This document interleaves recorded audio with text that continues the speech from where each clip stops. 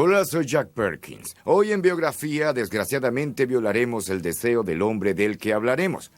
Deseaba que nadie contara su vida hasta 100 años después de su muerte. Pero no pudimos esperar tanto.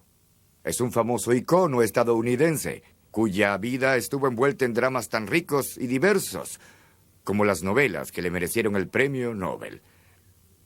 Disfrute este especial de biografía que lo llevará a las calles de la Bohemia, París, a las junglas de África y luego a un lugar aún más oscuro e intrigante, la mente de Ernest Hemingway.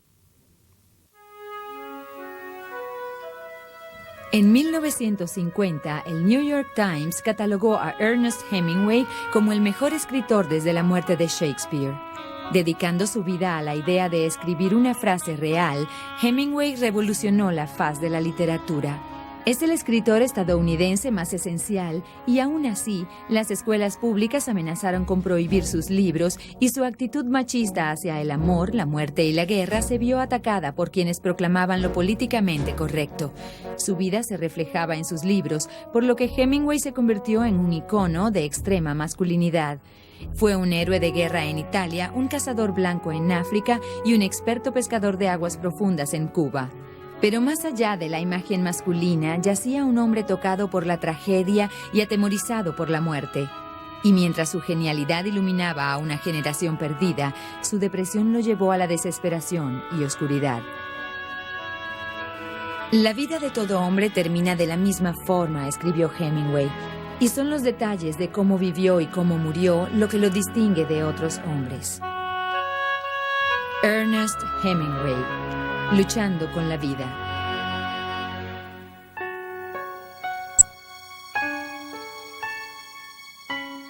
From the day he was born until about age 6 at least, his mother dressed him like a girl and brought him up as the twin to his elder sister Marceline. Ernest Miller Hemingway nació el 21 de julio de 1899, hijo de Grace Hall Hemingway, y al igual que muchos niños victorianos, era vestido con ropas de niña. Su madre soñaba con ser cantante de ópera. Tenía una hermosa voz y se había presentado en el Madison Square Garden durante su juventud. No pudo continuar con su carrera, pues sus ojos eran muy sensibles a las luces del escenario. Grace jamás permitió que su familia olvidara que pudo ser una estrella, pero ahora tengo hijos, decía. Grace se dedicó a la enseñanza de música y se casó con Ed Hemingway, un médico en el conservador Oak Park, Illinois. Ed era un hombre ávido del aire libre y Ernest siguió su ejemplo. For 2 months during the summer, they'd go up to this camp in northern Michigan on a lake. And there he was allowed to dress as a boy. There he was, sort of had the boy's role, and his father gave him a gun and took him hunting and fishing. Ed era un hombre severo, pero Grace era quien mandaba. Impulsó a su esposo para que desarrollara sus precarias habilidades musicales y lo puso a cargo de todas las tareas domésticas. Hemingway una vez escribió de un personaje igual a su padre. Está casado con una mujer con la que no tiene en común más de lo que un coyote tiene con una perra poodle. Mi padre no era un lobo, pues era sentimental, y al igual que todas las personas sentimentales, era cruel. Ed a menudo era duro con sus hijos si no obedecían, y los hacía rezar a Dios por el perdón, después de que los golpeaba con un asentador. Algunas veces, después de recibir un castigo, Ernest salía al cobertizo, tomaba la escopeta y ponía en la mira a su padre. Pero Ernest intentaba complacer a sus padres, en especial a su madre, y sentía enorme culpa por su mal comportamiento. Grace recuerda que se daba latigazos para que ella no tuviera que castigarlo. En la secundaria, Ernest se esforzó por ser el centro de atención, asumía cualquier riesgo y luego reía si se hacía daño. Con las chicas era muy popular, aunque tímido. Abría la correspondencia de su hermana para ver qué opinaban sus amigas de él, y aunque ayudaba a decorar los bailes de la escuela, se iba solo antes de que comenzaran. En la secundaria, Ernest jugó fútbol, pero era un mal atleta, así que inventaba historias sobre sus hazañas en el campo. Fue en esas historias donde Hemingway encontró su verdadero talento. Comenzó a escribir para el periódico de la escuela y su cuento sobre un cazador que pone fin a su vida al suicidarse fue publicado en una revista literaria. Había encontrado la profesión de su vida. Su tío era buen amigo del editor del periódico de Kansas City. Ernest usó el contacto de su tío para encontrar un trabajo en el periódico como reportero, donde se dedicó a la columna de sucesos. Aunque inicialmente se le hacía difícil entrevistarse con otras personas, Hemingway salía a hacer reportajes con mucha energía y diligencia. El periódico tenía su propio estilo que hacía énfasis en las frases cortas y en el uso de un inglés vigoroso. Hemingway dijo que esas fueron las mejores reglas que jamás aprendió para el negocio de la escritura. Pero la vida de Hemingway pronto cambiaría con el asesinato de un archiduque al otro lado del Atlántico.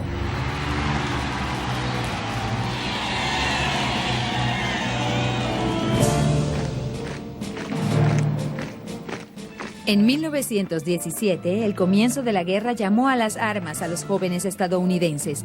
Hemingway no estaba exento. Rechazado por el ejército debido a un defecto visual, Hemingway se presentó como voluntario para la División de la Cruz Roja en Italia.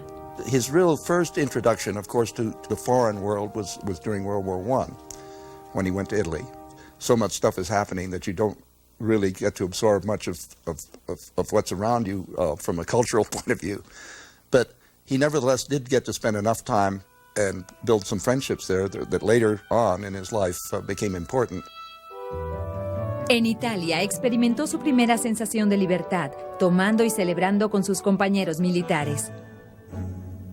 Hemingway pronto se sintió deseoso de acción. Dijo a un amigo: "Me cansé. Aquí no hay más que paisajes, muchos de ellos.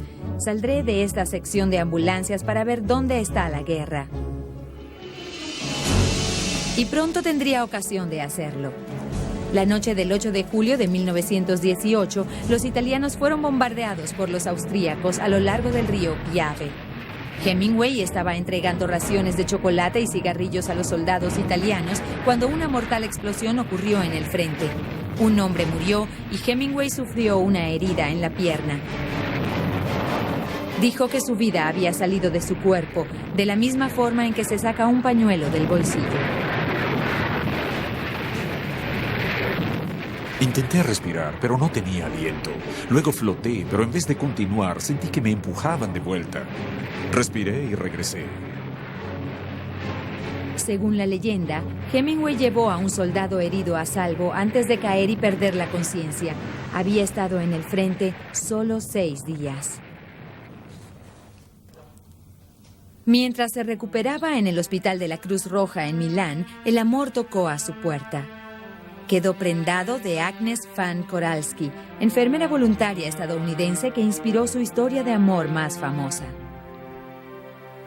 Tenía un hermoso cabello y en ocasiones la contemplaba mientras se lo trenzaba a la luz que entraba por la puerta abierta. Y brillaba incluso en la noche, al igual que el agua brilla en ocasiones antes del alba. La intensidad de la guerra reforzó sus sentimientos por Agnes, quien se ocupó del apuesto héroe. Dijo a un amigo que había valido la pena resultar herido, pues la había conocido.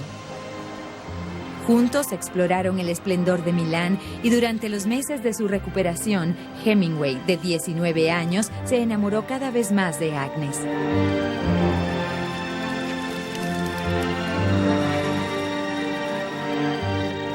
Agnes, de 27 años, estaba menos segura de su vida.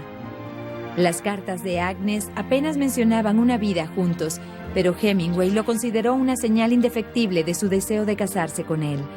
Esperaba que su relación con ella continuara, aun cuando su tiempo en Italia estaba por terminar.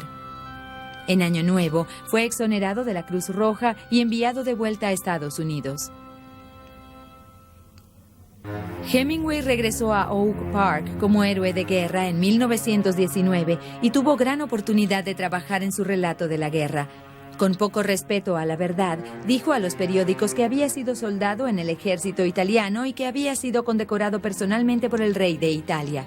Era una celebridad local, pero después de haber experimentado la vida, la muerte y el amor en Italia, Hemingway se sintió ahogado por la vida en el pequeño pueblo de Oak Park. Se deprimió aún más al recibir noticias de Agnes. Escribo en medio de la noche, luego de pensar en mí misma, y me temo que esto podrá herirte. Intenté convencerme a mí misma de que nuestra historia de amor era real. Parecíamos jamás estar de acuerdo, lo cual me irritaba, pero siempre daba mi brazo a torcer para evitar que cometieras una locura. Pero soy y siempre seré mucho mayor que tú, y esa es la verdad, y no puedo hacer a un lado el hecho de que eres apenas un niño. Agnes. Grace estaba perturbada por la falta de orientación de su hijo. Lo echó de la casa en un esfuerzo por encaminarlo en lo que ella consideraba el camino correcto. A menos que tú, Ernest, hijo mío, dejes de ser un holgazán que se vale de su hermoso rostro para conquistar a las chicas, descuidando tu labor hacia Dios y tu Salvador Jesucristo, a menos que te comportes como adulto, no hay nada delante de ti sino el hundimiento. Has ido muy lejos. Grace. Menospreciado por su amada y por su familia, el deprimido Hemingway aún debía enfrentar su futuro. Escribió a un amigo. Mi familia, que Dios la bendiga, desea que asista a la universidad. Francamente, no sé a dónde diablos ir. Ernest decidió ir a Chicago y con su experiencia como reportero escribió artículos para el Toronto Star y realizó otros trabajos. En una fiesta conoció a Hadley Richardson, quien visitaba Chicago desde San Luis. Hadley tenía una cómoda vida bajo una madre protectora y a los 29 años muchos predecían que sería una solterona. Su confianza en sí misma aumentó gracias al más experimentado Hemingway y, a diferencia de Agnes, lo amó a pesar de su diferencia de edad. 5 visitas y 9 meses después se casaron. Hemingway fue alentado por el escritor Sherwood Anderson a mudarse a París. Anderson dio a Hemingway cartas de presentación para sus amigos literatos expatriados en la orilla izquierda. Atraído por la idea de París, Ernest obtuvo trabajo como corresponsal extranjero para el Toronto Star. Gracias al fondo fiduciario de Hadley, la pareja se encaminó hacia una nueva vida en Europa. París en los años 20 era una ciudad singular. En palabras de Gertrude Stein, París era el lugar donde estaba el siglo XX. France was the place where he first was able, as an adult, to come in contact with the artistic world, with guidance from my godmother, Gertrude Stein, who introduced him to a lot of the artists of the day, and then and on his own. She helped him to visualize those things in art and really to sort of get a feeling for, I hate the word art appreciation, but that is essentially is it. But she did have an influence on his life, I think. Even editorially, I think she was the one who, in his early writing, said cogent things to him, like, Ernest, don't use the word very. And Ernest, you don't need more than 4 words in that sentence. I mean, it was her influence, really, that got into that kind of succinct, spare style that became the Hemingway style. Stein tenía una relación de años con Alice Toklas, y aunque Hemingway se sentía incómodo con la homosexualidad, mantuvo una amistad profesional con Gertrude. Ella tenía su propia opinión sobre el estilo de vida de Hemingway, que consistía principalmente en beber en los clubes nocturnos de París. Decía de Hemingway y de los expatriados: eso es lo que son, eso es lo que todos ustedes son. Ustedes que estuvieron en la guerra son una generación perdida. Cuando Hemingway se mudó a París, Stein fue una persona clave en el desarrollo de Hemingway como artista y como escritor. Hombre dedicado, estudiaría arte en el Louvre, sintiendo que podía traducir en palabras la simplicidad de pintores como Cézanne. Escribió con devoción de artista en los cafés de París y, al igual que los reporteros de Kansas City, intentó plasmar la esencia de la idea por escrito. Solía pararme a mirar las calles de París y me decía: no te preocupes, has escrito antes y lo harás ahora. Lo único que debes hacer es escribir una frase auténtica. Escribe la frase más auténtica que conozcas. He created stories using things that he'd heard, seen, stories he'd been told by others, things that he'd actually seen himself. But it was the way that he put them together, the rhythms that he learned, the sort of special skills that he developed, which became a style which has now been said to have been the sort of first great original style of the early 20th century. En París, el corazón del mundo literario lo constituía el grupo shakespeariano de Sylvia Beaches, la dirección oficial de Hemingway en París. Se hizo amigo de sus compañeros expatriados y solicitaba su ayuda en los círculos literarios de esta ciudad. Sintió la frustración de luchar contra amigos y contemporáneos como Scott Fitzgerald, quien también intentaba dejar su huella en la literatura. Aun cuando admiraba a los demás escritores, Hemingway era muy competitivo en su escritura y dedicaba toda su energía a su trabajo. Muy a menudo, Hadley ocupaba un segundo lugar. Cuando compró un abrigo para protegerse del invierno parisino, Hemingway se enfureció de que hubiera gastado su dinero en ropa nueva. Aún así, Hadley idolatraba a Hemingway y lo apoyó mientras escribía, consciente de la importancia que tenía para él su trabajo. En diciembre de 1922, Hemingway fue asignado a Austria cuando pidió a Hadley que le enviara sus manuscritos literarios. Hadley decidió visitarlo de sorpresa, llevando consigo todos sus escritos. Durante el viaje en tren perdió todos los manuscritos. Ernest posteriormente lo recordaría en París era una fiesta. Jamás he visto a nadie herido por algo distinto a la muerte o al sufrimiento insoportable como a Hadley cuando me contó de la pérdida.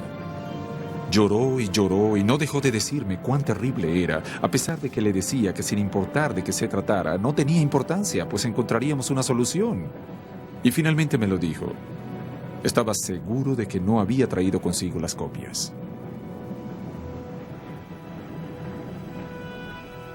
Pero Hadley sí había llevado las copias.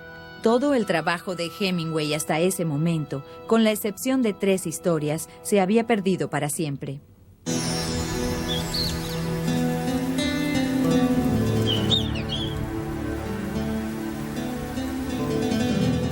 En 1923, Hemingway tomó un descanso de su trabajo en París y viajó a España. Era el comienzo de un romance eterno con los españoles y su cultura. I know he really loved Spain. He loved Spain because in Spain, the people, no matter what their politics, something like that, are very straight. Their approach to life is direct. Like their language is relatively simple language, but it tells it like it is.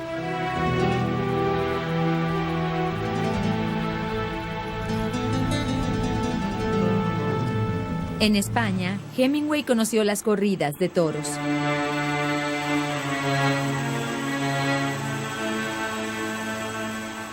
Estaba abrumado con la espectacular representación.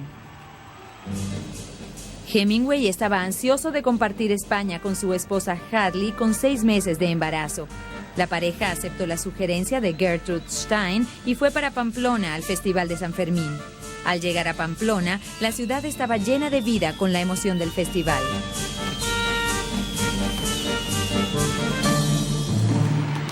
En la mañana, Hemingway llevó a Hadley a ver a los toros correr por las calles hasta la plaza de toros. Hemingway la llevó a ver su nueva pasión, la corrida de toros, donde ella cerró los ojos para escapar de la brutalidad y enfocar su mirada en la ropa que tejía para su bebé. Aún así estaba fascinada con el torero Nicanor Veguita. Ambos acordaron que de tener un varón le pondrían ese nombre. 3 meses después nació John Hadley Nicanor. My best moments with my father were the sense of joy of being with him in Paris in the cafes. And he'd be talking to people or writing, and I'd be sipping my grenadine, which was a heavy drink I was allowed to have. And I know I was quoted someplace as having said, "La vie est belle avec papa." You know, life is good with papa. En su tercer viaje, Ernest convenció al grupo de literatos expatriados que lo acompañaran al festival. Entre sus compañeros estaba Harold Loeb, un judío educado en Princeton, editor de una revista literaria en París. Hemingway introdujo a sus amigos en las carreras de toros e incluso convenció a algunos de que participaran en las corridas para novatos.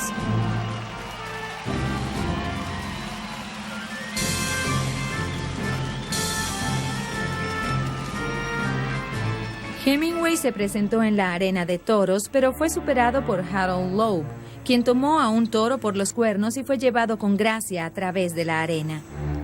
La rivalidad entre ambos continuó esta vez por Lady Duff Tristan, una hermosa aristócrata inglesa que viajaba con los expatriados. Hemingway se enfureció al saber que Lady Duff había dormido con Loeb, y en un café en Pamplona las tensiones hicieron erupción.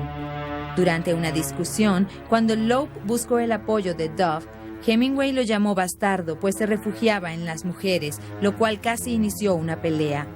Ernest posteriormente se disculpó con Harold, pero sus amigos se alejaron por su errático comportamiento. Un compañero, Don Stewart, atribuyó el carácter de Hemingway a su ascenso en los círculos literarios.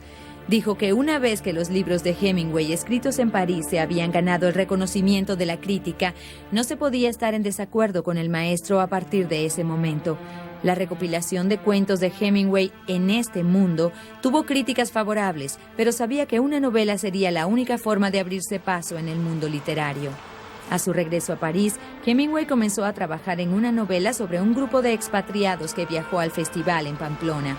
Uno de los personajes del libro está basado en Harold Loeb. Su descripción poco favorable del personaje fue considerada por muchos como antisemita. I wrote a memoir called Papa Hemingway. After it came out, I got a call from Harold Loeb. When we got down to it and we began to examine what really had happened between the two of them, it was pretty well a true story that Hemingway had told in the book. I said, did you feel that at the time, because Hemingway's been accused of being anti-Semitic because of the portrait of Robert Cohn, who is indeed you, did you feel anti-Semitism? They were all anti-Semites. They were all anti-Semites. That was part of it, wasn't it? He said to me. I said, well, why'd you hang around? He said, well, that was part of the world, wasn't it? People were against Jews, so they were against Jews. I happen to be a Jew, but he said I was part of their group. Hemingway llevó su nuevo libro, Fiesta, a un grupo editorial de Manhattan, Scribner's and Sons. Allí conoció a Maxwell Perkins, el editor. Max Perkins had really discovered Fitzgerald, had brought him in, and it was through Fitzgerald that Perkins was put on to Hemingway. It was a telegram that Perkins got from Fitzgerald in Paris, calling to his attention a talented young writer named Hemingway, Hemingway. Well, Fitzgerald couldn't spell, but he did pick the right writer. A su vez, Fitzgerald fue una de las personas a las que Hemingway siempre fue leal. Posteriormente escribiría con orgullo sobre él en París era una fiesta. Su talento era tan natural como el movimiento realizado por las alas de una mariposa. Entonces entendió y supo lo que hacía la mariposa y ya no sabía cómo realizar el vuelo. Posteriormente tomó conciencia de que sus alas estaban dañadas y aprendió a pensar, y ya no podía volar, porque el amor al vuelo se había esfumado. Solo podía recordar cuando volaba sin esfuerzo. Con otros, Hemingway no tenía tantas esperanzas. Dio a Scribner's and Sons los derechos para publicar su manuscrito, Fiesta, siempre y cuando aceptaran también su trabajo Aguas Primaverales. If you ever read The Torrents of Spring, which is a vicious satire of Sherwood Anderson, and Sherwood Anderson introduced him to the whole Paris crowd. So, a lot of times Hemingway was not very grateful to those. Maybe he wanted to disassociate himself from his sponsors, feeling that he came full-blown from the brow of Minerva, or wherever he thinks he originated from. Scribner's and Sons publicó Fiesta en 1926. Fue todo un éxito para Hemingway, económicamente y para la crítica. El New York Times catalogó la novela como una historia realmente absorbente, contada en prosa narrativa descarnada, dura y atlética, que degradaba el inglés literario. I think it was this minimalist quality in Hemingway that was a new style, something that hadn't been seen before and something that struck a chord. He was once asked about his style, the Hemingway style of writing, how it revolutionized writing from the Victorian into what is the modern age of writing. And he said, I have no style. He said, what I have is a certain awkwardness in the way I write. But he said, it's my awkwardness in writing that they call my style. It's just that I think in very simple ways, and what I have to say is I put very simply. He was writing about this group of kind of lost generation people and trying to give a portrait of a group. Los estadounidenses estaban fascinados por la generación perdida, aunque muchos, como Gertrude Stein, la criticaban por su falta de moralidad. Ningún crítico fue más duro que su propia familia.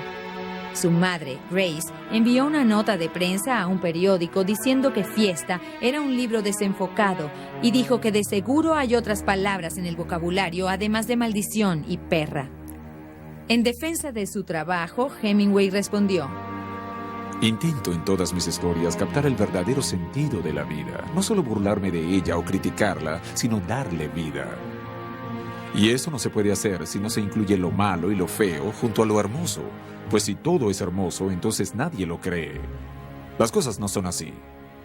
Poco después de la publicación de Fiesta, Hemingway tuvo otro desacuerdo, esta vez con su mentora Gertrude Stein. Cuando se escribieron en lo venidero era una batalla de egos. Hemingway decía que Fiesta había enseñado a Stein cómo escribir diálogos y que estaba celosa pues él había superado a su maestra. Stein contraatacó en su libro Autobiografía de Alice B. Toklas, donde criticaba su talento y retaba su masculinidad. A Stein, la mujer que escribió La rosa es una rosa, es una rosa, Hemingway respondió por cable: la mujer es una ramera, es una ramera, una ramera. La vida familiar de Hemingway también se hacía pedazos. And we were a happy family for a while, and then as far as I was concerned, we were still a happy family, but obviously other things were going on. And my father suddenly got into the position where he loved two women at the same time. Fue en ese momento que Hadley conoció a Pauline Pfeiffer, una atractiva mujer de alta sociedad que trabajaba en la sección parisina de la revista Vogue. Pauline had become great friends of Hadley, and then she, his first wife, and then she literally moved in. They went on vacations together. They'd go down to the beach. They'd go skiing. They were a threesome. It was just kind of, naked aggression from a female point of view. Ernest estaba surgiendo en los círculos sociales y literarios y su actitud comenzó a cambiar. El comportamiento materno de Hadley se contradecía con el estilo de vida cosmopolita de Ernest y Pauline se ajustaba mejor a sus necesidades. Aún así, las amaba a ambas. I suspect he tried to make an arrangement where he could continue to have two women at the same time, but it didn't work out. And my mother gave him sort of 100 days to fish or cut bait. Hadley accedió a divorciarse de Ernest, pero solo después de que él y Pauline se separaran por 100 días. Él y Pauline accedieron. Esos 100 días fueron un periodo de terrible culpa para Hemingway, atormentado por sus dos amores. Escribió a Pauline diciendo que si sus problemas no se resolvían en esos 100 días, se suicidaría. I think my father really did love my mother very much. However, I think that it's necessary to understand that she was 8 years older than he was. And my mother was starting to become matronly. And my father was far from becoming middle-aged. He was full of vim vigor and the machismo for which he's famous. Hadley se dio cuenta del sufrimiento de su esposo y puso fin a su edicto de 100 días. Dándole deseos de comer bien, dormir bien, estar bien y trabajar bien, Hadley accedió a separarse de Ernest. Hemingway escribió a Hadley: creo que quizá la mayor fortuna que tendrán nuestros hijos es tenerte a ti como madre. Ruego a Dios que pueda recompensarte por el inmenso daño que te he ocasionado. Fuiste la mejor, más sincera y más amorosa persona que he conocido. She and Papa were very much in love, and I think in many ways, from his point of view, it was unfortunate that he fell in love with another woman, my mother. But these things happen. Hadley obviously was the love of Ernest's life. And he once said something very poignant to me about Hadley. In effect, he said, if you're a very young man, how do you know that the first real love of your life is going to be the only true love of your life? Cuando vi a mi esposa llegar y bajarse del tren en la estación, hubiera querido morir antes de amar a alguien que no fuera ella. Hemingway dedicó fiesta a Hadley y a John y les dio las ganancias obtenidas con la novela. Esperanzado por su nueva vida con Pauline, Hemingway pronto dejaría París a sus espaldas. Este era el final de París. París jamás sería la misma, aunque era siempre París y todos cambiábamos a su ritmo. Así era París en los viejos tiempos, cuando éramos muy pobres y muy felices.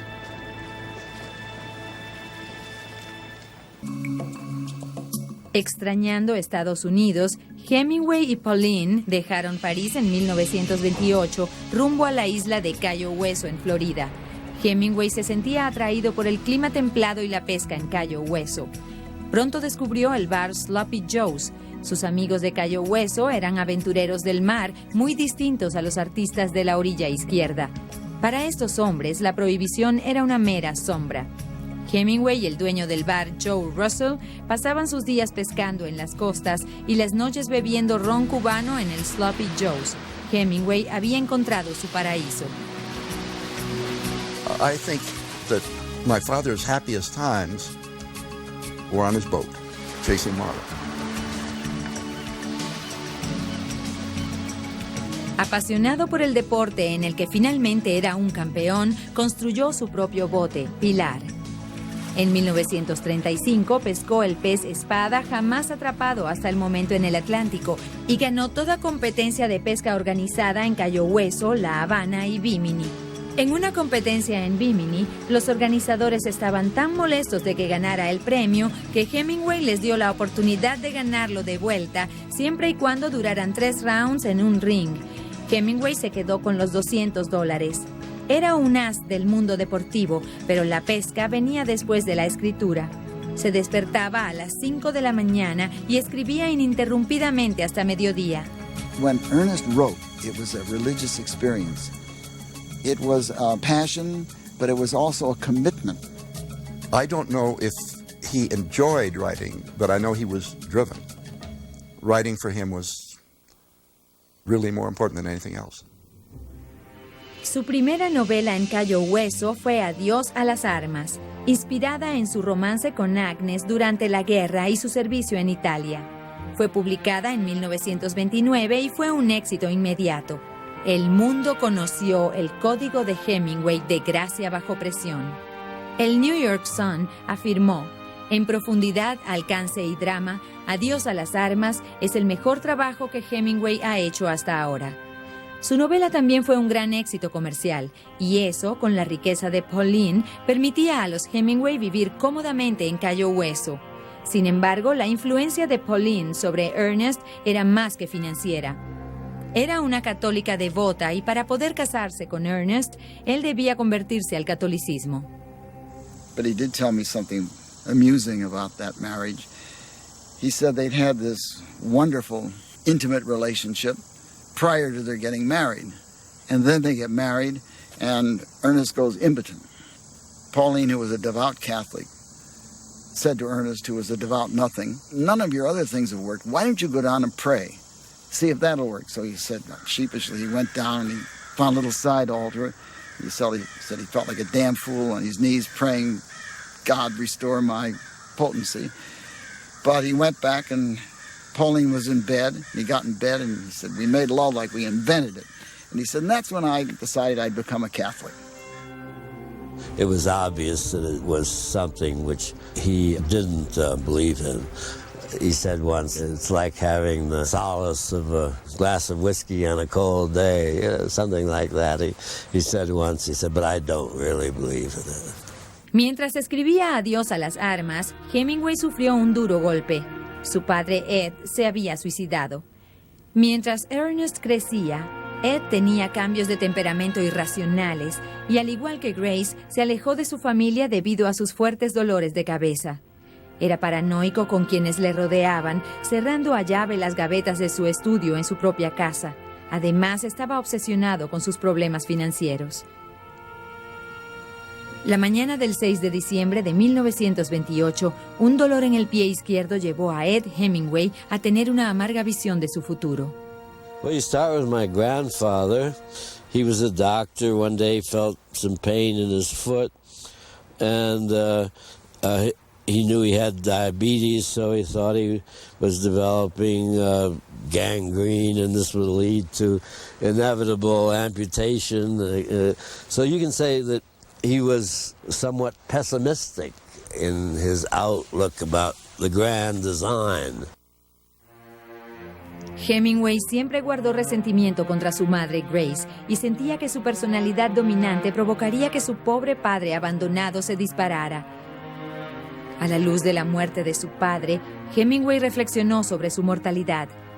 En una carta a la madre de Pauline, escribió: "Quizá yo tenga el mismo final."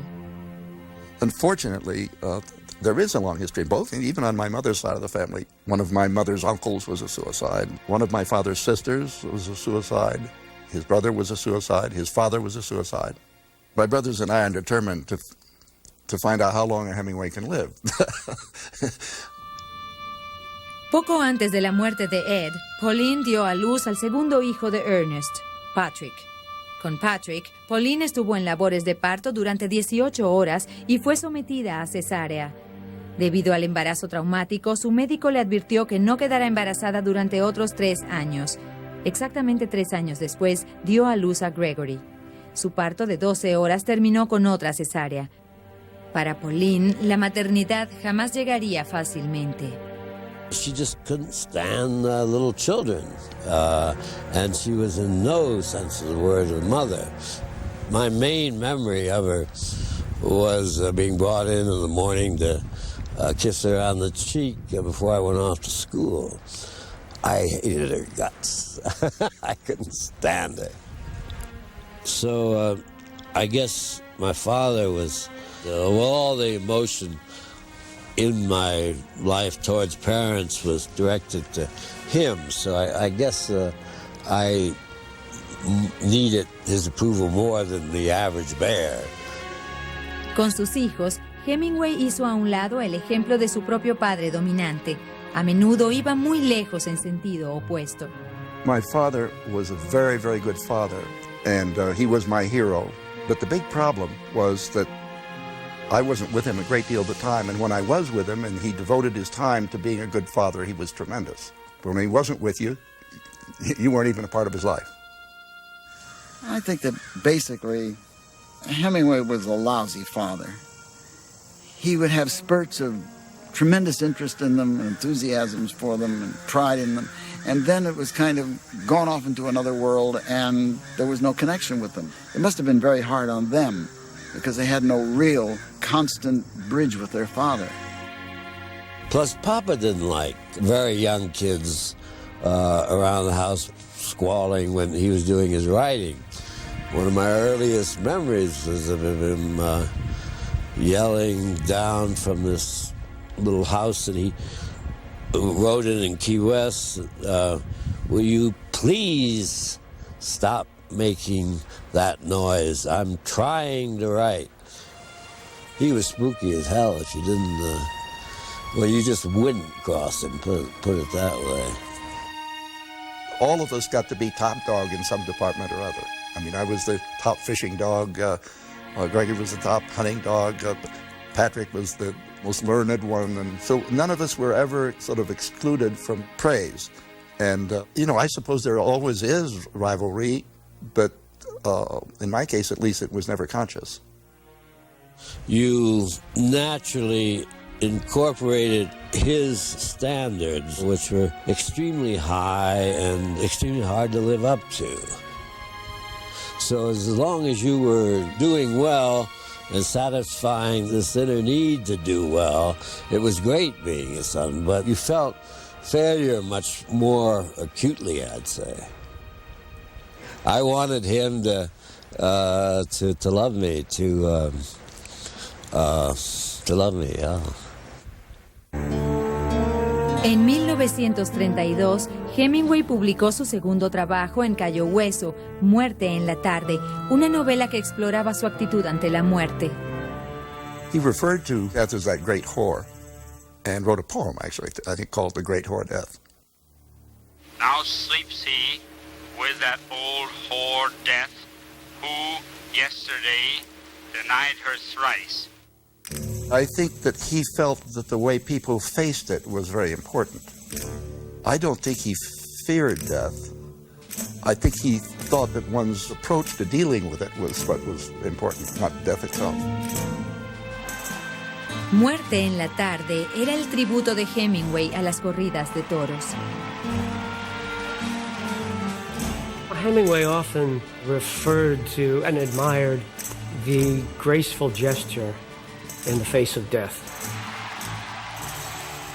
And in the bullfight, he had an opportunity to contemplate that. I mean, I think in Death in the Afternoon, he says now that the wars were over, the only place that you could contemplate death was in the bull ring.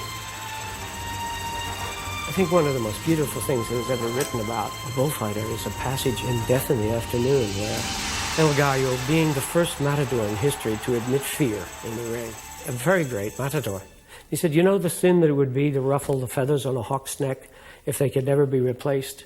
He said, that would be the sin it would be for a bull to kill El Gallo. I mean, it's beautiful. Para Hemingway, los matadores eran héroes vivientes, y al igual que El Gallo, buscó un reto que pusiera a prueba su propia gracia bajo presión. En 1933, halló ese reto en un safari de caza en África. La llanura del Serengeti asombró a Hemingway. Escribió que ningún libro que hubiera leído le daba una idea de su belleza. Su safari en África fue interrumpido cuando Hemingway sufrió de un severo caso de disentería. Sufrió terribles dolores durante 2 días antes de que un avión pudiera llevarlo a un hospital en Nairobi. Durante el vuelo, el enfermo Hemingway vio el monte Kilimanjaro, lo cual inspiró su cuento corto más famoso, Las nieves del Kilimanjaro. Después de su recuperación, Hemingway volvió a la cacería bajo la guía del cazador blanco Philip Percival. Some of the people whom he admired the most were professional hunters, white hunters. The story of Snows of Kilimanjaro and Short Happy Life of Francis Macomber, both of those really, you get to idolize the white hunter. Para Hemingway, Percival era un consumado cazador profesional. Sus modales eran refinados y era persistente en la búsqueda de juegos peligrosos. Hemingway escuchaba las historias de Percival y sus clientes y de cómo se transformaban de cobardes a valerosos, enfrentados al peligro. Las historias de cambios dramáticos inspiraron el cuento corto de Hemingway, La vida corta y feliz de Francis Macomber, donde este pierde todo miedo después de matar a un búfalo salvaje. Creo que nunca más volví a sentir miedo, dijo Macomber a Wilson. Algo me sucedió después de ver al búfalo y seguirlo. Fue como una explosión. Fue emoción pura.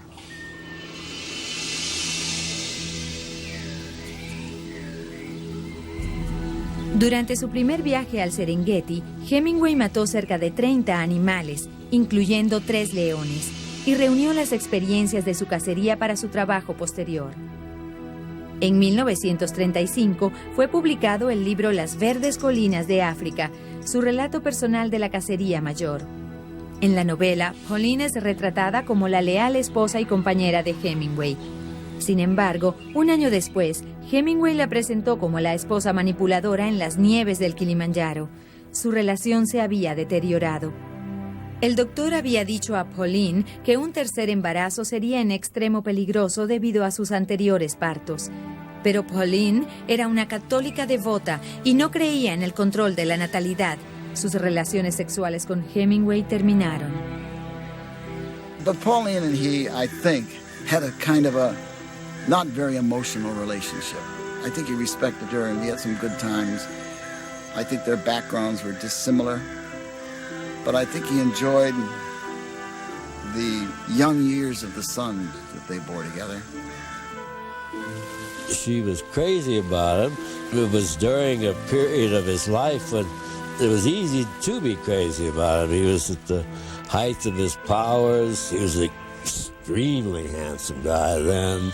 Wonderful wit, very concerned about everyone around him. He was a great guy then, but he also, like most guys, liked more than one woman. So even after he married my mother, he'd go over fishing to Havana to continue his affair with this really beautiful girl, Jane Mason.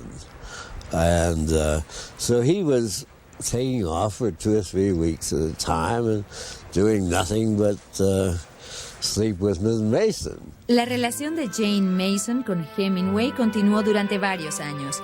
Ella era joven, divertida y, más importante, llenaba el vacío dejado por Pauline. Jane era emocionalmente inestable y durante su relación rompió su espalda en un intento de suicidio desde su balcón en un segundo piso. Hemingway decía que era la chica que había caído por él, literalmente. Mother wasn't stupid, so this was the sort of the beginning of the end of their marriage. Started as early as 1931, and they didn't get a divorce, of course, until 1940. But then, after Mrs. Mason, after the period of fishing in Havana and everything, he met Martha Gellhorn in Sloppy Joe's. Pocos meses después de romper su relación con Jane Mason, en verano de 1936, Hemingway conoció a Martha Gellhorn, una hermosa novelista y periodista. Tal como lo hizo Pauline casi una década antes con Hadley, Martha prácticamente se mudó con los Hemingway. Decía que se sentía atada a la casa de Cayo Hueso. Gellhorn era una escritora seria y, al igual que Hemingway, tenía brío para la aventura. Juntos, como periodistas, decidieron irse a España para cubrir la Guerra Civil Española. Hemingway era corresponsal para el periódico norteamericano Alianza, pero sus actividades personales respecto a la guerra estaban lejos de las de un observador.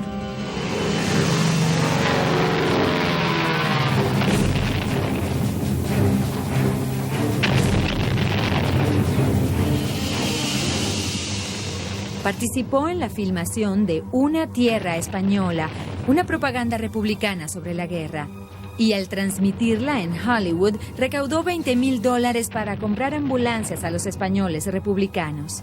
He stayed out of Spain for a long time because of the fact that he'd, deliberately taken sides during the Spanish Civil War, and figured that even if he wasn't named as such, he was a persona non grata. Su estadía en España le daría las bases para ¿Por quién doblan las campanas?, la sombría descripción de Hemingway de la Guerra Civil Española. En una de las escenas más inquietantes de la novela, Hemingway describe un incidente brutal tomado de una masacre ocurrida en el pueblo de Ronda. 3 hombres caminaron hacia Faustino y lo acorralaron. Lo sostuvieron mientras caminaban y él tapaba sus ojos con sus manos. Pero debió mirar entre sus dedos, pues al llegar a la cima del risco se resistió, se lanzó al piso aferrándose a la grama. Estaba en el borde y allí lo golpearon y lanzaron. Sus gritos y llantos se escuchaban mientras caía.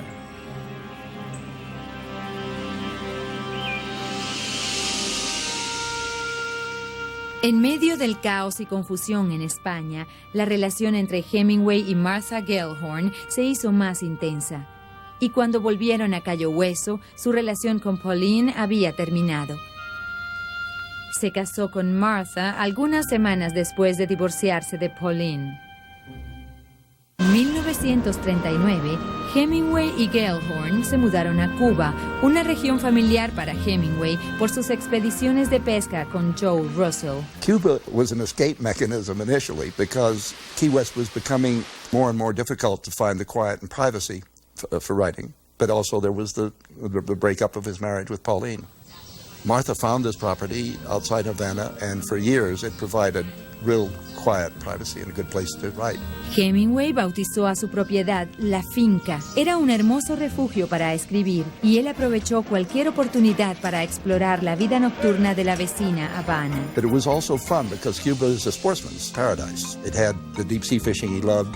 He had a great many friends there and really built a life that worked. Cuba marcaría el comienzo de su amistad con Gregorio Fuentes, el capitán del Pilar, y un modelo para Santiago y los viejos hombres de mar. There was on board this wiry, affable, sea-seasoned Cuban, Gregorio Fuentes. And obviously he had taught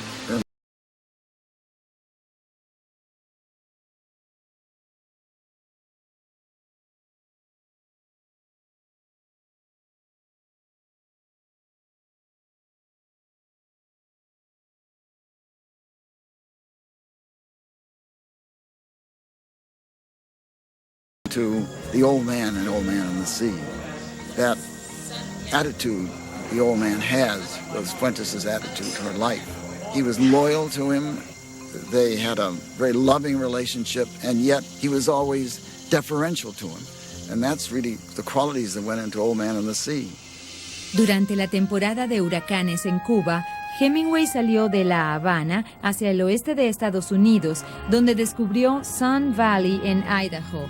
Las montañas le recordaban España, y en Sun Valley, Hemingway disfrutaba de la caza y pesca que tanto amaba en su infancia.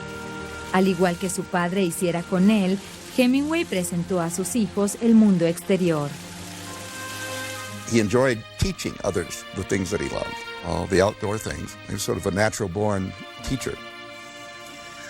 There are marvelous photographs of those early years of Hemingway with Patrick, Hemingway with Gregory, teaching them to shoot. I think that at times he was trying to emulate what his father had done for him, giving him his first gun. That kind of relationship is what I think he wanted to have with his son, but he never did.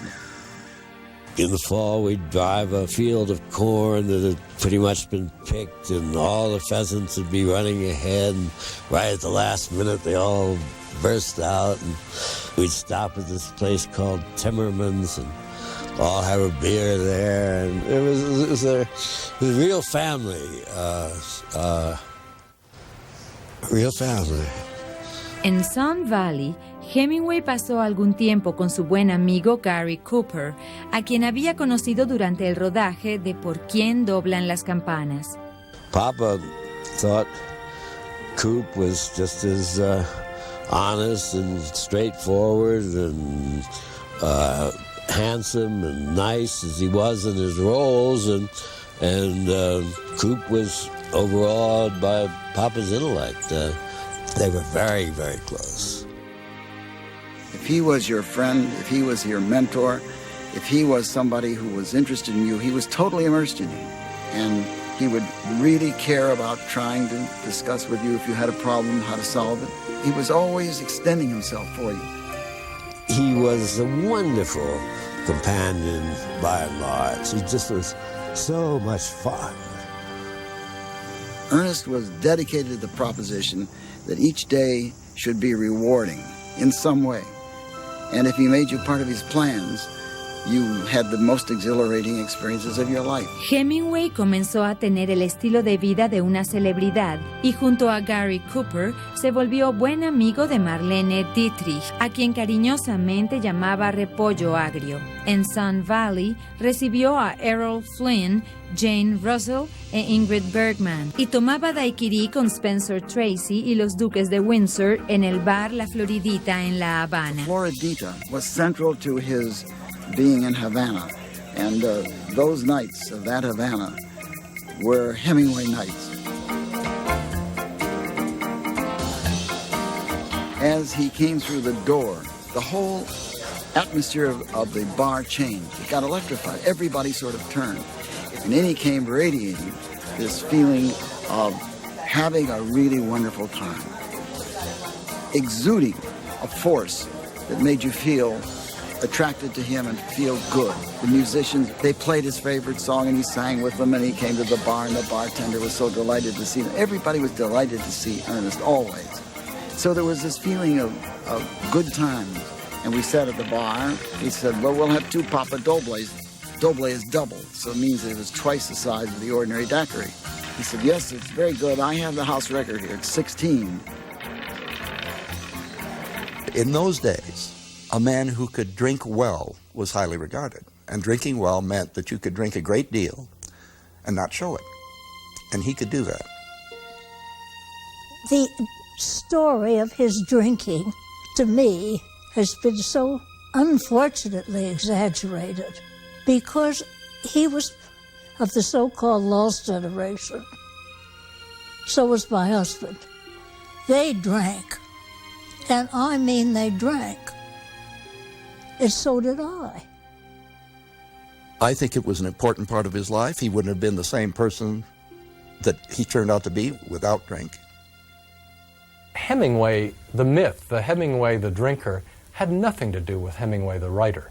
When Hemingway was writing, he was as religious as an ascetic monk fasting. I mean, he wrote with full clarity. There was no bottle of scotch at his side. En Cuba, Hemingway estaba en la cima de su trabajo. Disfrutaba del éxito de Por quién doblan las campanas, considerada una obra maestra literaria. Pasaba sus días pescando en el Golfo.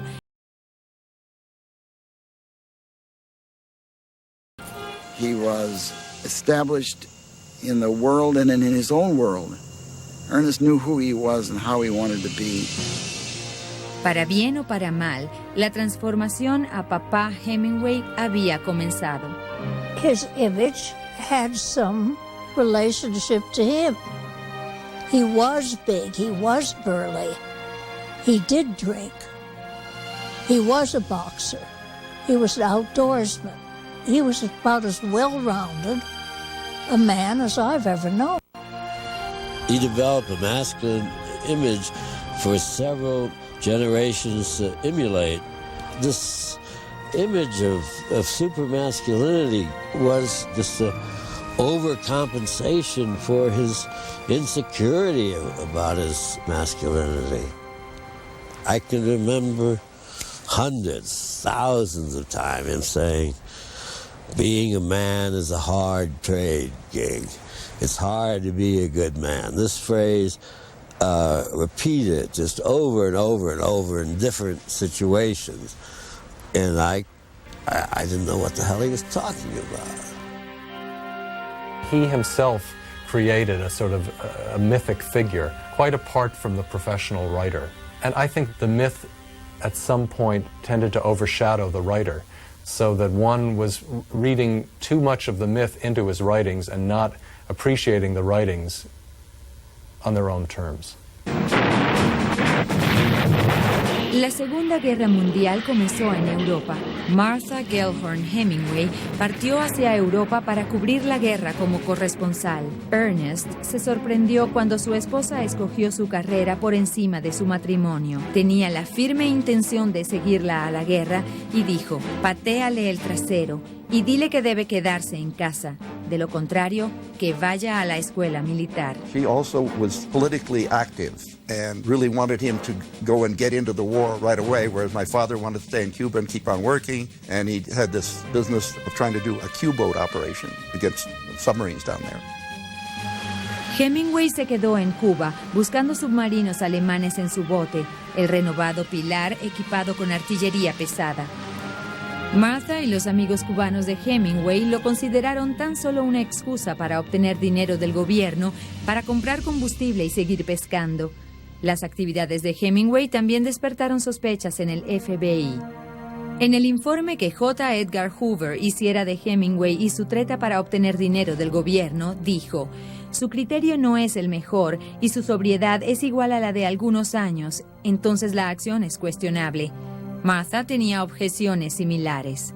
She said, oh, don't fool around with the damn Cuban business. You got to really get into this war. And she went to Finland and the Italian front and everything like that while he was still here.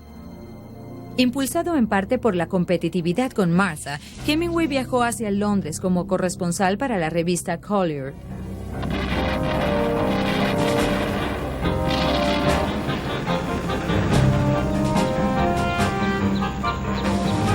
La Segunda Guerra Mundial dio ocasión a Hemingway de mostrar su experiencia previa en batalla. Se unió a la Real Fuerza Aérea en las misiones de bombardeo.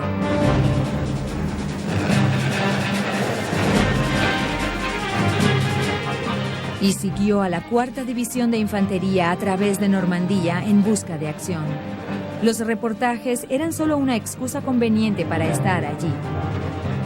Las actividades de Hemingway en la Segunda Guerra se hicieron legendarias, cargadas de emoción y quizá de tanta verdad como fantasía. En una ocasión, Hemingway lanzó una granada en un sótano donde se decía que las tropas de la SS estaban ocultas. Aunque jamás supo si había realmente soldados nazi allí, se jactó de haber matado a cientos de ellos.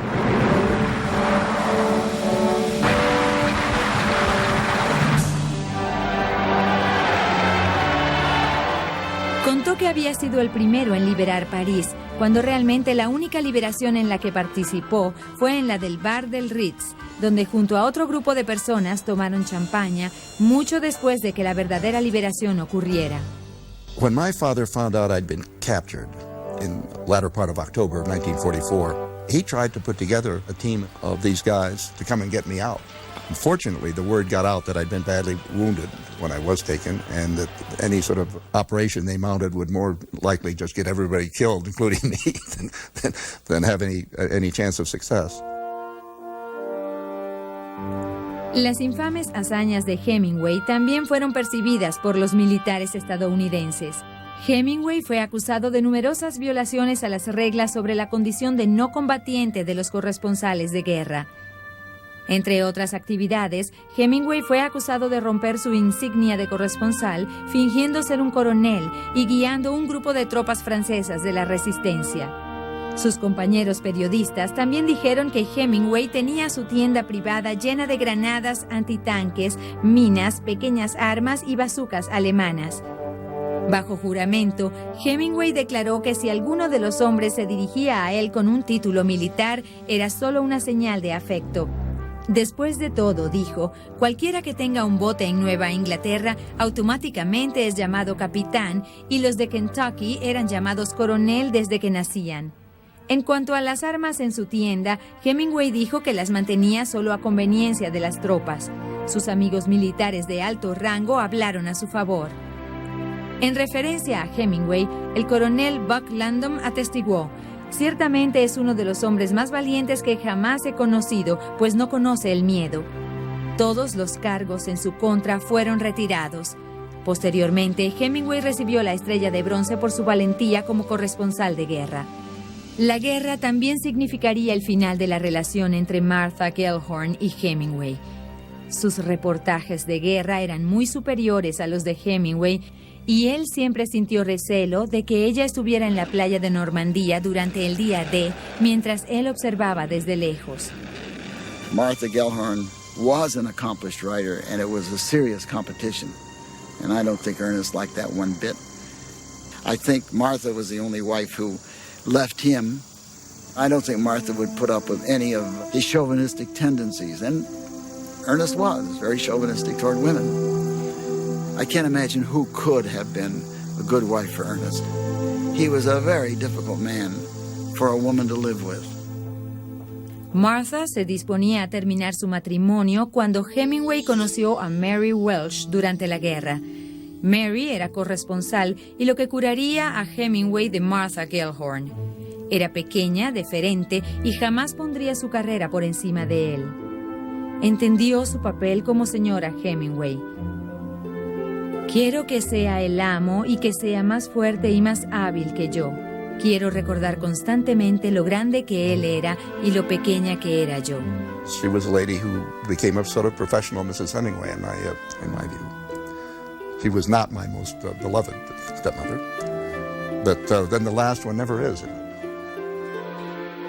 Después del divorcio con Martha, ambos partieron hacia Cuba y se casaron en 1946. Su relación estaba llena de bebida excesiva, discusiones violentas y su determinación de ser la última señora Hemingway. Una de sus más famosas discusiones ocurrió en el Hotel Ritz en París. Years later, when I got to know the people who run the Ritz, I said, where's the bathroom that the famous encounter took place with the gun? So they took me up to the room where he had been with Mary, and they got into a violent argument. And Hemingway, in his fury, had taken his gun and shot the toilet.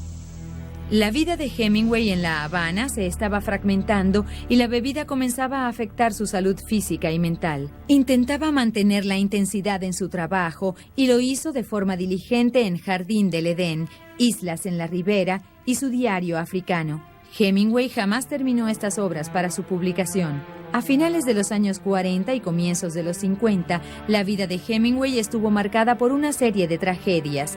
En 1947, su hijo Patrick resultó gravemente herido en un accidente automovilístico.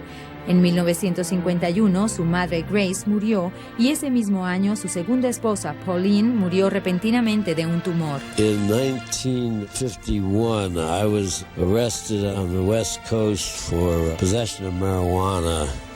My mother came down from San Francisco to bail me out. Then the day after I was bailed out, she died. Boom, like that. Papa seemed to take the attitude that my troubles stressed her to the extent that she died. And I took the attitude that the conversation that he had with her the night of her death upset her so much. So we just didn't write, speak, or anything to each other for the last 10 years of his life. Las muertes de los editores Maxwell Perkins y Charles Scribner también fueron golpes amargos para Hemingway. I think that when Scribner Sr. died, Ernest took it as a terrible shock. He was not only a good editor, he was head of the publishing house, but he was a very close friend. He would lend Ernest money that he would get against royalties, and I think his death was a terrible blow to Ernest as a writer. I think the thoughtful, loyal, sensitive side of Hemingway, which my father had come to know, is best captured in his letter of condolence that he wrote when my grandfather suddenly died at age 62. My father was 30. And Hemingway wrote him this letter of condolence in which he says, "I won't try to write to you how much he meant to me as a friend and as a publisher. He was the best and closest friend that I had. And it seems impossible that I will never have another letter from him. It does not do any good to talk about it, and there is nothing to say that makes it any easier. Since he had to die, at least he has gotten it over with." That is classic Hemingway. Then he goes on to say, "Please take it as easy as you can, and feel free to call on me in any way that I can be of help. This is not a good letter, Charlie, but I still feel too sad to write a good one. Your friend, Ernest Hemingway."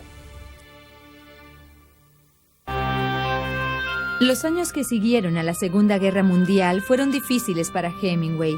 Las personas cercanas a él morían, no había escrito nada significativo en varios años y su salud comenzaba a empeorar debido a problemas de sobrepeso y tensión alta.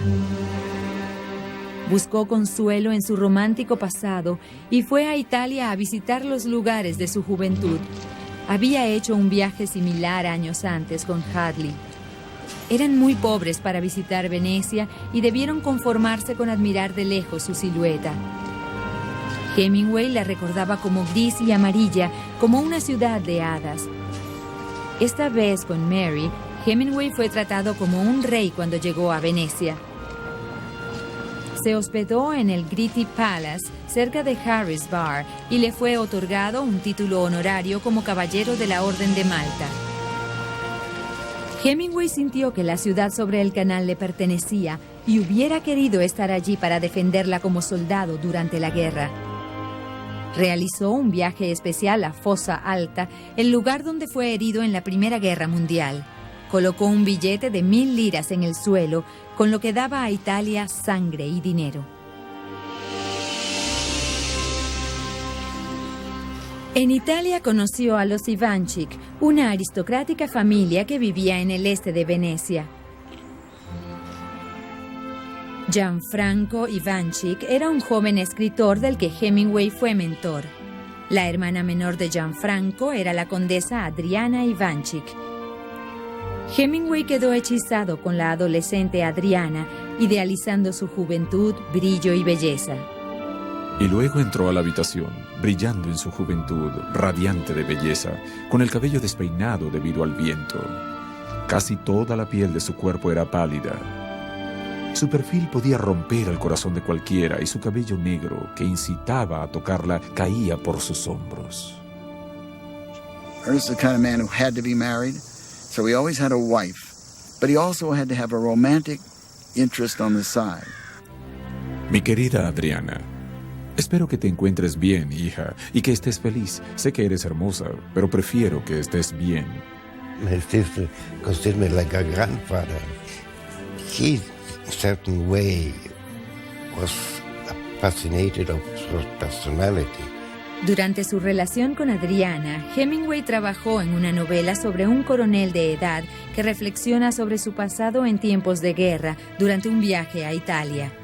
Allí el coronel conoce y se involucra con Renata, una joven heredera italiana. Hemingway tenía enorme fe en su nueva novela y dijo a su editor, Charles Scribner, que si la novela no era buena, entonces podría colgarlo por el cuello hasta morir. El trabajo artístico de Adriana fue presentado en la cubierta de la novela Al otro lado del río y entre los árboles. E.B. White, del New Yorker, sintió que el título más apropiado era Al otro lado de la calle y entre las rejas. It was, by all the critics' estimation, an inferior work. And until that time, I don't think Ernest had ever had a bad review. Not only were the reviews bad, but they were quite vicious. And many of the critics said that at that point, Hemingway had become a parody of himself, that he could no longer write in a way that would intrigue and entertain the people who had come to expect a certain level of literature from him. Después de su publicación, Adriana negó haber tenido alguna vez relaciones sexuales con Hemingway. Aún así, ella y su madre hicieron un viaje para visitar a Hemingway a Cuba, donde los reporteros aguardaban ansiosos para ver a la joven obsesión de Hemingway. Adriana y su madre regresaron a Italia avergonzadas. I saw him in Cuba soon after that, and he was very, very deeply hurt by the critics. But he said, I'll tell you something. He said, the time to prove what you're made of is not when you're at the top of your form, but when you've been knocked on your ass and you have to get up off the canvas. So he said, the time has come for counterattack.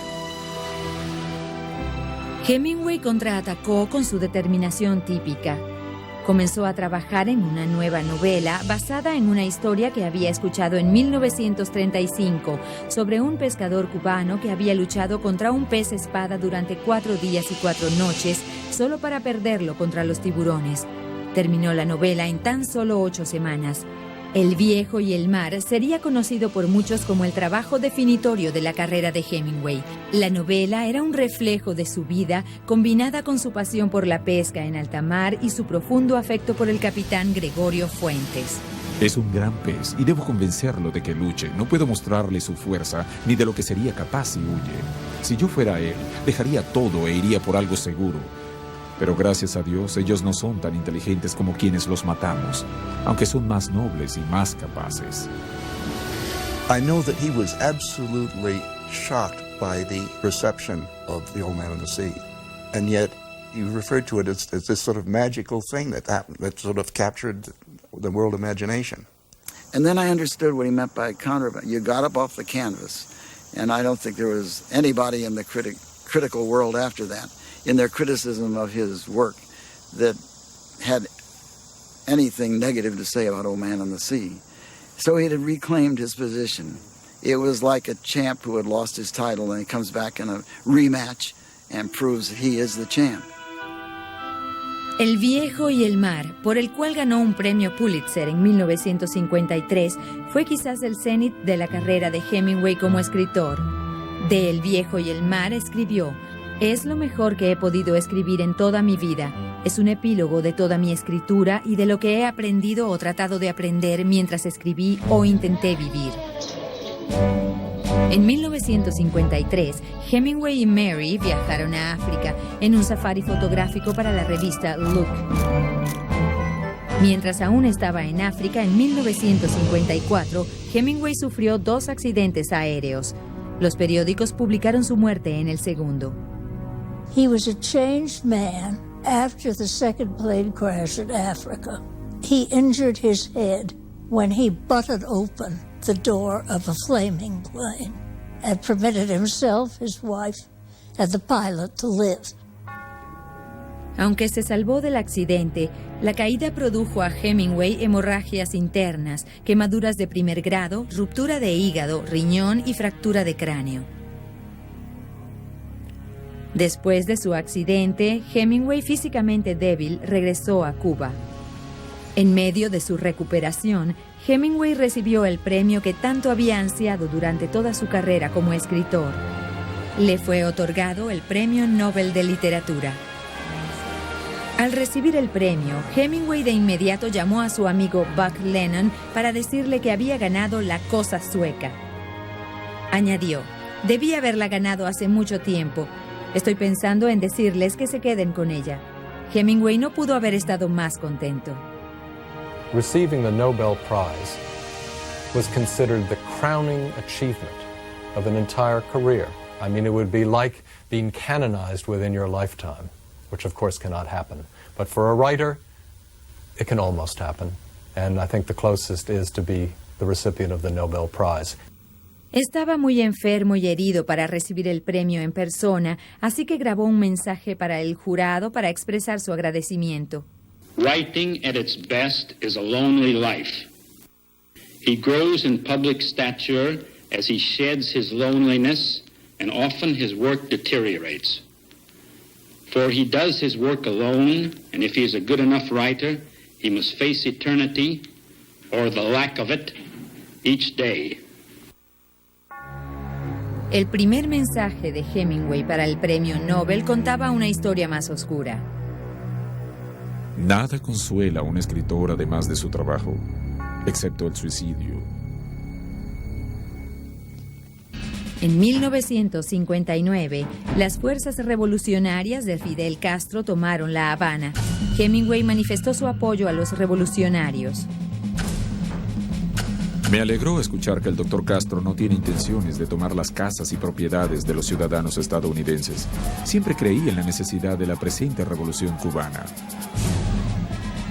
My father was a person who understood that when you were a guest in someone else's country, unless you're willing to take up arms and actually fight for whatever it is, that if you're a guest, you do not interfere in their internal affairs. A pesar de su apoyo a Castro, la situación en Cuba se estaba volviendo muy peligrosa. He abhorred unnecessarily stupid brutality that takes place in a revolution such as happened then, and there were several instances around the finca, both by Batista soldiers and by some of the revolutionaries, who just needlessly shot a dog, one of our dogs. Hemingway se fue de Cuba por última vez en julio de 1960. Los Hemingway se mudaron a Ketchum, Idaho, donde Ernest trabajó en sus memorias sobre su juventud en París. 3 años antes, Hemingway había encontrado 2 pequeños baúles en el sótano del Hotel Ritz en París. Los había dejado allí cuando se había mudado a Cayo Hueso en 1928. Los baúles contenían ropas viejas, recortes de periódico y cuadernos llenos de notas de cuando era adolescente. El descubrimiento inspiró a Hemingway a escribir París era una fiesta. And I think that must have been very difficult for Mary that last year when he was writing this book, which obviously is dedicated to Hadley, and it's about his years in Paris with Hadley. I think he regretted the parting with Hadley, that early love with Hadley, and they were very young when they married, that he never really loved another woman. All of his life, he was seeking another Hadley. París era una fiesta, sería su última obra. La salud de Hemingway empeoraba rápidamente debido a una vida de alcohol, aventuras y abusos físicos. Hasta entonces, los accidentes eran solo una faceta en la aventurera vida de Hemingway. Entre las heridas más graves, Hemingway se disparó en el pie mientras pescaba un tiburón, fue mordido mientras jugaba con un león y resultó gravemente herido cuando un tragaluz cayó sobre su cabeza. Sobrevivió a la malaria, el anthrax, la neumonía, la disentería y el cáncer de la piel. Hemingway tenía un halo de indestructibilidad. Pero después de su segundo accidente en África, los males comenzaron a achacarlo. Contrajo hepatitis, anemia y diabetes. Su tensión era en extremo alta y su salud mental se veía afectada por la depresión. Ignoró la orden del médico de dejar de beber y continuó con su hábito de tomar 1/4 de galón de whisky al día. Su alcoholismo aceleró su caída. To see him at the top of that form and then to have endured the rather precipitous decline of the last couple of years into a kind of madness at the end was a very painful process. The last year of his life, he was thoroughly convinced that the FBI was trying to do something about investigating his taxes. We were in Ketchum, and as we went by the local bank, there was a light on inside, and he said, "Look at that, they're running down my account now." I said, "Ernest, they're not. That's a cleaning woman you can see." And then he turned on me and said, "Now don't you get in with them. Don't you start to minimize this. I know." Su esposa Mary sufría un declive. She became a total alcoholic. She simply destroyed herself. I just felt I had to tell her what she was doing to herself. And she sat and listened. And I thought, well, at last I'm getting through on this subject. She really is listening to me. Then she walked into the kitchen, and I heard her open the icebox door. She came and she stood in the doorway with a full bottle of Tanqueray. And she said, "Quawa, I heard every word you said, and I really appreciate it." And she drank the whole bottle. En 1960, Hemingway fue llevado a la Clínica Mayo para un tratamiento psicológico, pero se informó al público que estaba siendo tratado por hipertensión. Durante su estadía en la Clínica Mayo, los médicos le diagnosticaron depresión. Sus médicos pensaron que la mejor manera de curarlo era a través de terapia de electroshock. They put the electrodes to your head and you know it's coming, and it's like being electrocuted 20 times. He just got terribly sick at a time when we didn't have the drugs that are available to us today for treating depression. He was suffering from depression, which we now know is a clinical condition. He was treated for it at the Mayo Clinic, and I think he should have been treated for it at Menninger's, but Mary didn't want anybody to think he had any sort of mental problem. But they did something to him which he had always said he'd never wanted done, and that was a series of electroshock treatments, which certainly, if they didn't ruin his memory, handicapped it at least. A pesar del tratamiento, su depresión empeoró. Hemingway salió de la Clínica Mayo el 22 de enero de 1961. El recién electo presidente Kennedy pidió a Hemingway que escribiera un discurso para su toma de posesión. Debido a los efectos del tratamiento, Hemingway necesitó de toda una semana para escribir un párrafo, mientras lloraba de angustia y desesperación por la aparente pérdida de su capacidad. He did not have his tool for writing, which was an absolutely incredible memory. And I think that not being able to write just made life not worth living. It wasn't a matter of him choosing the existential way, you know, I can't write anymore, nothing's really going well, might as well end it, boom. I don't think so. I think he was just as terrified as the next paranoid schizophrenic, and he had access to guns and knew something about them. En abril de 1961, Mary entró a su casa y encontró a su desconsolado esposo sosteniendo una pistola cargada. Lo disuadió de su idea de suicidarse y lo convenció de regresar a la Clínica Mayo por ayuda. He had tried twice to shoot himself with guns that were kept in a rack in the foyer of the house they lived in. Ammunition there also. Mary made no effort to have that removed. Don't think it would have made much difference, but she didn't. De camino a la Clínica Mayo, el avión de Hemingway hizo escala en Rapid City, Dakota del Sur. Una vez en tierra, el desequilibrado Hemingway fue tomado por unos hombres para que no caminara hacia las hélices de un avión que había aterrizado. Fue sedado y llevado a la Clínica Mayo, donde volvió a recibir tratamiento de electroshock. I said, "Mary, you know, he's very clever, Ernest, and he's going to convince those doctors that he should go home. And you got to promise me you're not going to let him go. He's got to stay there until we can get him somewhere where he can be dealt with." The next thing I knew, she took him back to Ketchum with her. Hemingway, físicamente débil y frágil debido al tratamiento, regresó a su casa de Ketchum. 3 días después de su llegada, perdió el deseo de luchar nuevamente. Well, I wanted to show you Yes. something about this house that I don't show a lot of people. This was a little projection room. On the morning of July the 2nd, Mary was lying in bed upstairs, and the first thing she heard was pop, pop. Inside the house, you wouldn't, it was loud, but it was loud enough to wake her, but it wasn't enormous. Mm-hmm. And he'd come and gotten gun out of the closet, which wasn't locked, should have been. Came in here and stood up and put his mouth over the 2 barrels and blew the top of his head off.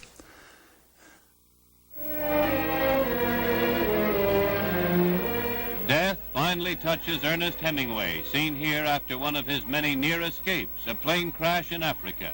The 61-year-old novelist died of self-inflicted gunshot at his home in Ketchum, Idaho, in which beloved spot he is to rest.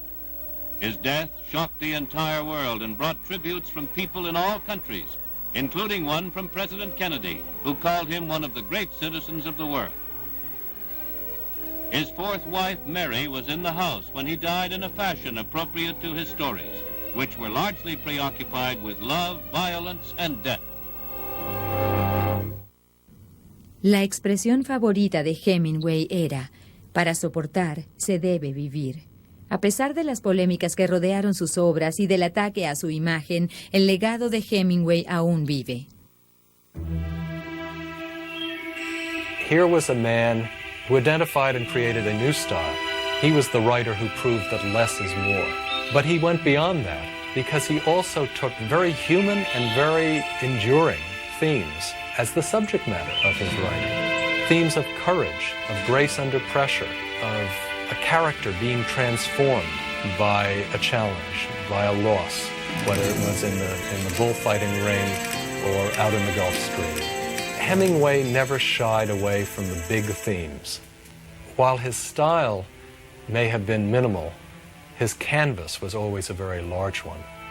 Sus logros literarios, que incluyen 27 libros y más de 50 cuentos, son casi inigualables en cuanto a intensidad e impacto.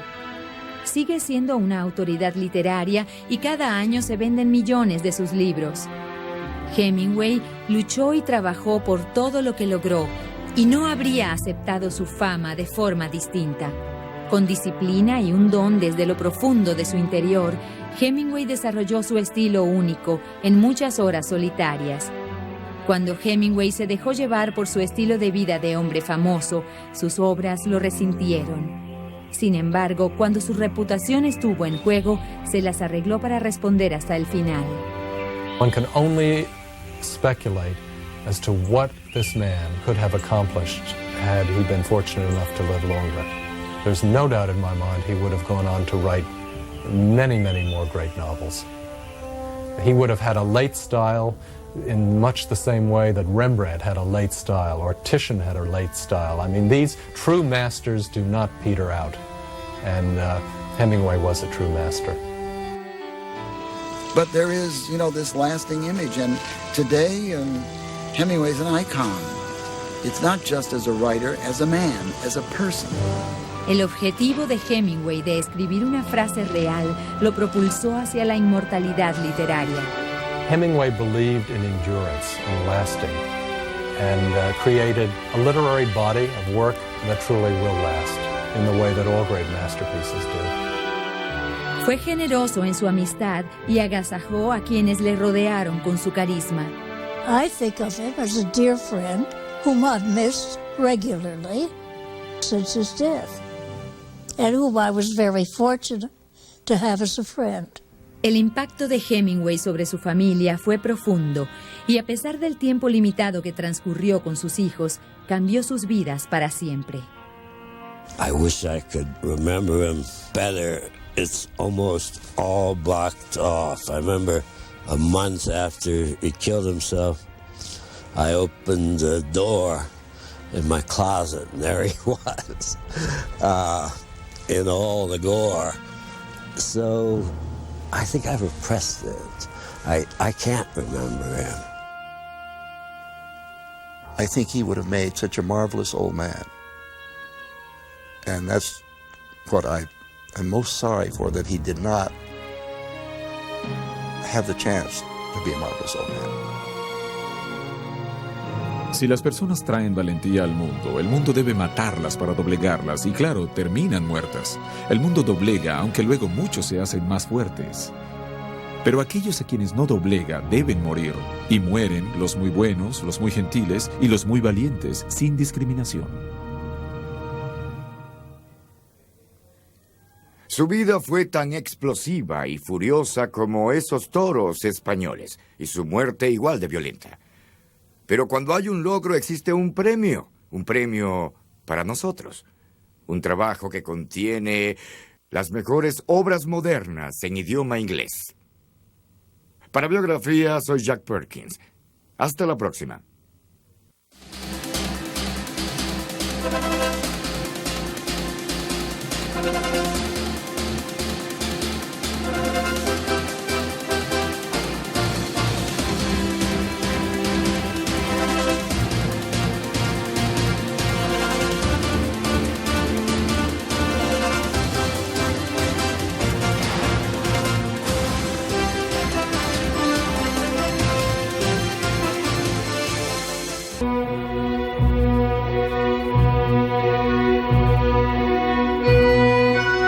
En 1948, la mayor parte del territorio de Palestina